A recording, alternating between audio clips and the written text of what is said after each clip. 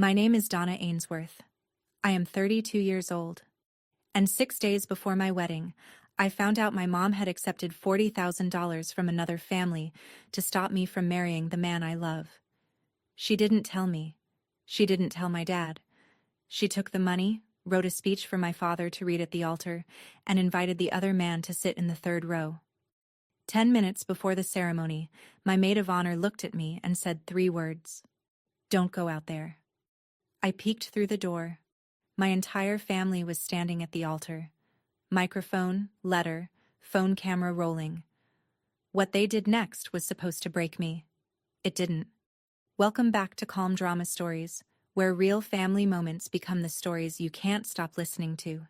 If this one hits close to home, drop a comment below and be sure to subscribe. I grew up in a split-level house 11 miles outside Knoxville, Tennessee. Nothing fancy. 3 bedrooms, 1 bathroom, a backyard with a rusted swing set my father never took down. My dad, Richard, worked 31 years for the Postal Service. My mom, Janet, managed the front office of a dental clinic until she retired early at 54. My sister Tessa is 5 years younger than me, and from the day she was born, the math in our house changed. I became the responsible one, the one who cooked Thanksgiving sides at 14. The one who drove my grandmother to her dialysis appointments every Tuesday because my mother said she was too tired. The one who babysat Tessa every Friday night so my parents could go to dinner. My mother had a phrase she used like a hymn. You're the big sister. You set the example. So I said it. I paid my own way through Pellissippi State Community College, working the morning shift at a cafe on Kingston Pike. I transferred to the University of Tennessee. I graduated with a paralegal studies degree and 0 help from anyone sitting in my childhood living room.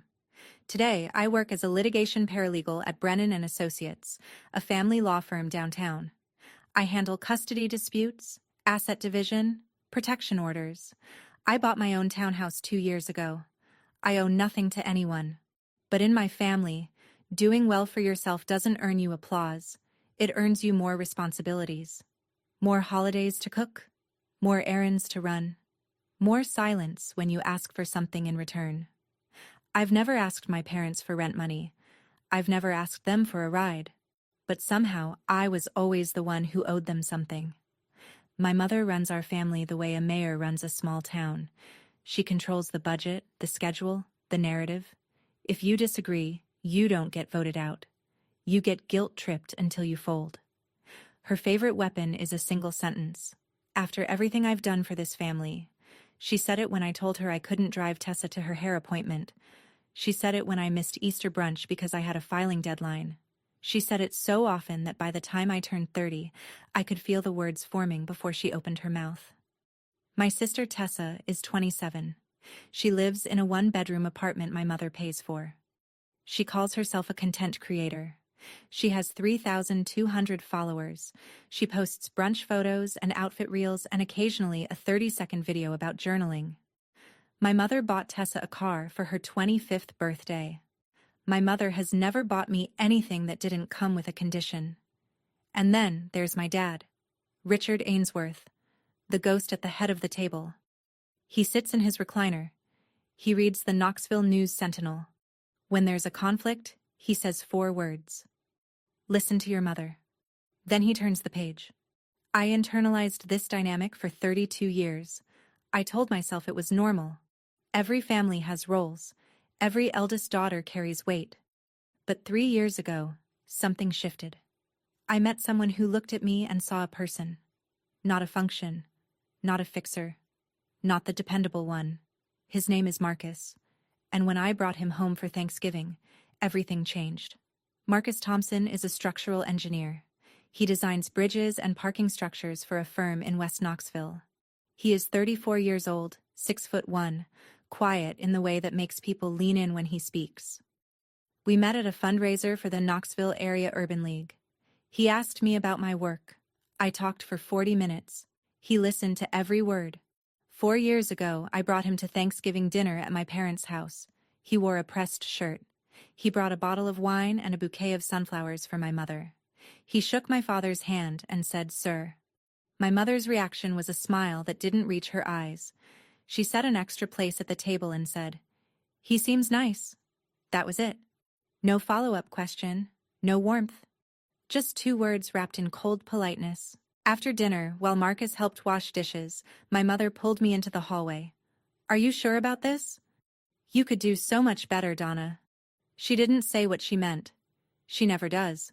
But the meaning sat between us like furniture. Tessa passed through the kitchen, glanced at Marcus, and said, "He's not what I imagined for you, sis." Then she laughed and walked away. My father said nothing.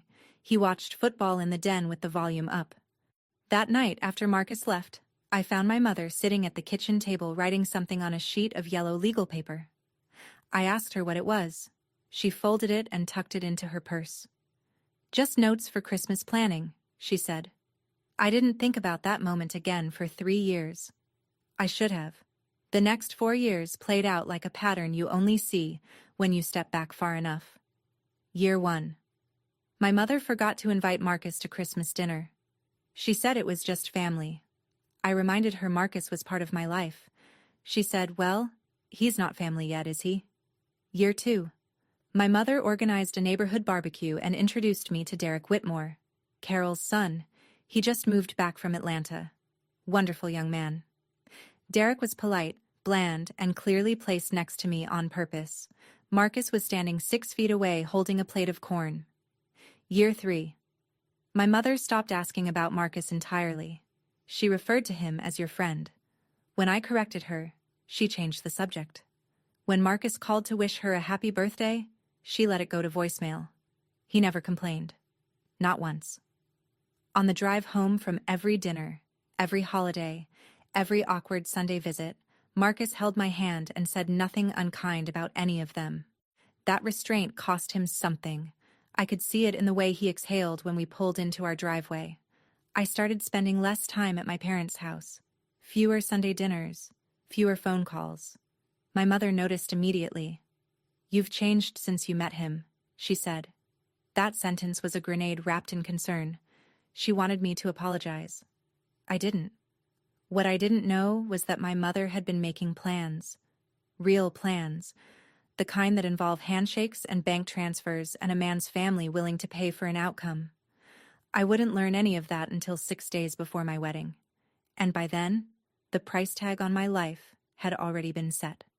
Marcus proposed on the bank of the Tennessee River, near the same walking trail where we had our first date. No ring box hidden in dessert, no flash mob, just the 2 of us on a bench at sunset and a small velvet box he pulled from his jacket pocket. I said yes before he finished the sentence. I called my mother that evening. She picked up on the second ring. I told her. And for 3 full seconds the line was silent. "Well," she said, "I hope you've thought this through." That was it. No congratulations, no excitement, no questions about the ring or the date or how I felt. Just the hum of the refrigerator on her end, and a sentence that landed like a door closing. Tessa called me an hour later. "Are you serious? You're getting married before me?" She didn't say congratulations either. She asked about the ring size, the venue, the budget. She asked if she could be a bridesmaid and then complained about the color palette before I had even chosen one. My father was the only one who said something decent. "Congratulations, sweetheart." 6 seconds. Then he handed the phone back to my mother. 3 days later, I took Tessa to try on bridesmaid dresses at a boutique in Westtown Mall. While I was in the fitting room, I heard her voice through the wall. She was on FaceTime with a friend. "Can you believe she's doing this? This is going to be such a disaster." She laughed. Her friend laughed back. I stood in the fitting room holding a hanger and staring at the wall. Then I put my shoes back on and walked out. 3 weeks after the engagement, my mother called me with an unusual request. My mother's voice was different on the phone that night. Softer, almost careful. Like she was reading from a script she had rehearsed. "Donna, I want to help with the wedding. I've been saving for years. I can contribute $20,000. I sat on the edge of my bed and blinked. My mother had never offered me money. Not for college. Not for my car. Not when I was 22 and eating ramen 3 nights a week. And now, out of nowhere, $20,000. "Mom," I said. Are you serious? Of course I'm serious. You're my daughter. I just want to be involved in the planning. Is that too much to ask? My throat tightened. I almost cried. I wanted so badly to believe this was a turning point, that my mother had finally seen what Marcus and I had built and decided to support it. That after 4 years of silence and sidelong glances and your friend, she was coming around. I said yes. I told her she could help with the guest list and the seating chart. I even apologized for being distant. She said, "It's okay, honey. We're family." That night, Marcus sat on the couch and listened. His expression didn't change. He set down his glass and said, "Your mom's never offered you money before. Just be careful." I waved it off. Maybe she's finally coming around. Marcus didn't push. He never pushes. He just nodded and kissed my forehead. I found out later that the $20,000 my mother offered wasn't hers. It had never been hers. Not a single dollar of it came from a savings account with her name on it. My mother inserted herself into the wedding planning with the precision of a woman who had been waiting for exactly this opportunity. Within 2 weeks, she had added 30 names to the guest list. People I had never met. People Marcus had never heard of. When I asked who they were, she said, "Family friends. Donna. It would be rude not to invite them." I scrolled through the additions on my laptop one evening and stopped at a name. Derek Whitmore plus guest. I called my mother. "Why is Derek Whitmore on the guest list? Carol is my best friend. Derek is like family. It would break Carol's heart if he wasn't there." I started to argue. Then I stopped. It was one guest. One seat. I told myself it wasn't worth the fight. My mother also suggested changes to the seating chart. She wanted Derek in row 3, close to the altar. I asked why. She said something about Carol's knees and aisle access. It made no sense, but I was tired and overwhelmed and drowning in vendor emails, so I let it go. Tessa refused to try on her bridesmaid dress for the second fitting. "That color washes me out," she said. "I want champagne instead of dusty rose." I changed the color. I shouldn't have. By now the wedding was 6 weeks out. 200 guests confirmed. Venue deposit paid, caterer locked, florist booked. I couldn't cancel without losing $14,000. And then, 6 days before the ceremony, my phone buzzed at 11 at night. Rachel's name on the screen. Rachel, my maid of honor. Rachel, who never calls after 9. "We need to talk," she said. "Tonight. I'll be there in 15 minutes. If you've ever had someone in your family try to control who you love or how you live your life, you know exactly what this feels like. If Donna's story is hitting close to home, drop a